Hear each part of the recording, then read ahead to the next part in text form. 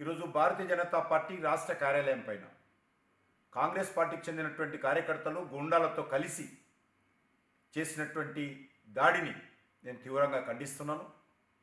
పోలీసులను వెంట తీసుకొనిచ్చి BJP office main gate వరకు వచ్చి అక్కడ ఉన్నటువంటి కార్యకర్తలను కర్రలతో రాళ్లతో దాడులు చేయడం, బీజేపీ ఆఫీస్ పైన రాళ్ళు వేయడము, ఇది పోలీసులు ప్రేక్షక పోషించారు.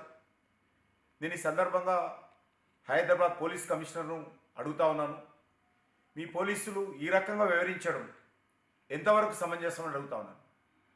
భారతీయ జనతా పార్టీ కార్యకర్తలను తలలు పగలగొట్టడము, రక్తం వచ్చే విధంగా రాళ్లతో కర్రలతో కొట్టడము, ఇది ఎక్కడ సమంజసమని అడుగుతా ఉన్నాను. భారతీయ జనతా పార్టీ తలుచుకుంటే కాంగ్రెస్ పార్టీ కార్యకర్తలు రోడ్ల మీద తిరగలేరనే విషయాన్ని ఈ సందర్భంగా హెచ్చరిస్తా ఉన్నాను.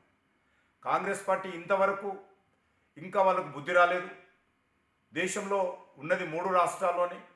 ఆ 3 రాష్ట్రాల్లో కూడా ఎలక్షన్స్ అయితే 3 రాష్ట్రాల్లో కాంగ్రెస్ ఓడిపోయే పరిస్థితి ఉన్నది. రోజు రోజుకు కనుమరుగవుతున్నటువంటి కాంగ్రెస్ పార్టీ పూర్తిగా నిరాశ నిస్పృహలతో ఈ రకంగా భౌతిక దాడులు చేయడం ఏతున్నదో ఎట్టి పరిస్థితుల్లో ప్రజలు క్షమించారని సందర్భంగా మనవి చేస్తున్నాను. భారతీయ జనతా పార్టీ కార్యకర్తల మీదనో కార్యాలయం మీద దాడులు చేసినంత మాత్రాన మేము కాంగ్రెస్ పార్టీ యొక్క అవినీతి కుంభకోణాలను, కాంగ్రెస్ పార్టీ యొక్క ఇచ్చినటువంటి హామీలను ఎట్టి పరిస్థితుల్లో మేము ఆగే ప్రసక్తి లేదు. మీరు ఇచ్చినటువంటి గ్యారంటీల వైఫల్యం పైన ఖచ్చితంగా ప్రజల మధ్యకి వెళ్తాము. మీరు ఎంత దాడులు చేసుకున్నా కూడా వెనుకడుగు వేసే పరిస్థితి లేదు. మేము జాతీయ పార్టీగా మేము కొన్ని నియమాలు పెట్టుకున్నాము.